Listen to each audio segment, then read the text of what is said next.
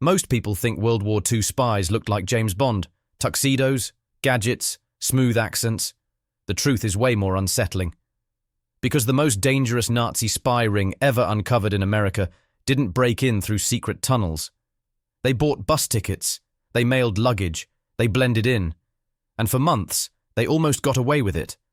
In 1941, the United States was officially neutral, but German intelligence was already inside the country, mapping military targets, factories, ports, and troop movements.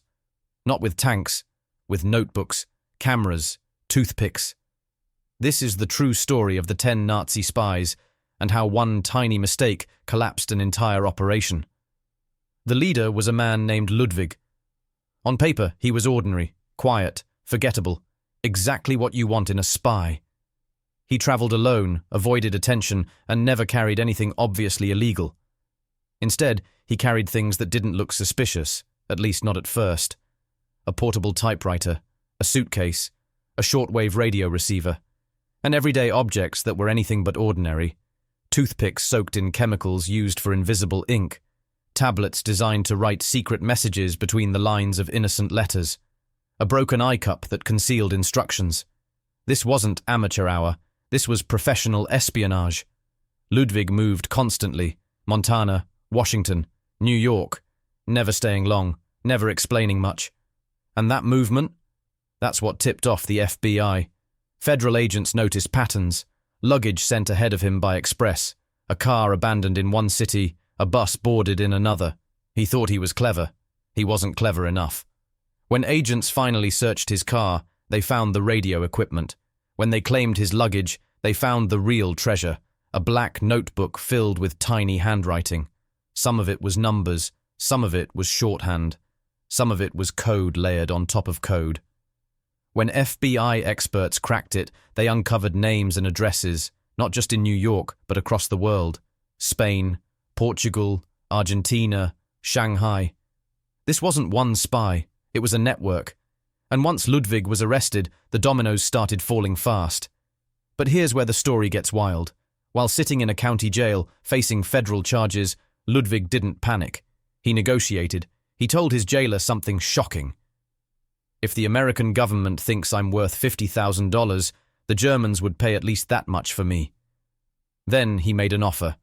An escape, a trip to South America, and a guaranteed payout. The jailer did the smart thing. He reported everything to the FBI. Instead of shutting it down, agents told him to play along. Ludwig, believing the plan was working, gave up the final piece of the puzzle. He told the jailer to make a phone call, ask for $200, use a specific phrase, call a specific man in New York. That name cracked the case wide open. Paul Borchardt. Borchardt wasn't a field spy. He was something more dangerous, a coordinator. The man who connected agents, supplies, and instructions. Other spies claimed they had never met him. That wasn't an accident. He operated in the shadows. But once his name surfaced, the FBI moved fast. They arrested him, searched his residence, cross-referenced letters, found coded messages disguised as friendly correspondence about headaches and home remedies. Joseph's remedy wasn't medicine. It was a signal. By the time the arrests were finished, 10 operatives were in custody. 10 people who had been living normal lives inside America, quietly preparing for war. And here's the part that almost no one talks about. This case didn't end with prison sentences. It ended with executions. Because the US government wanted to send a message, espionage during wartime would not be treated lightly. These weren't soldiers captured on a battlefield. They were infiltrators, saboteurs, threats hiding in plain sight. 6 of them were executed in the electric chair. 2 received life sentences. The rest disappeared into history. And after that, the FBI changed everything. Surveillance methods, counterintelligence, domestic security.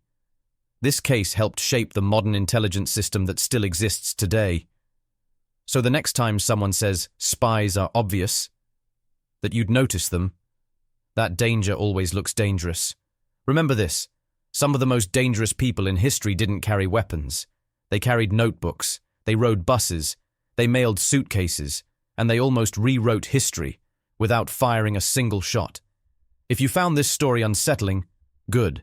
It means you were paying attention, because the most frightening threats don't announce themselves. They blend in, and that's what makes them so powerful.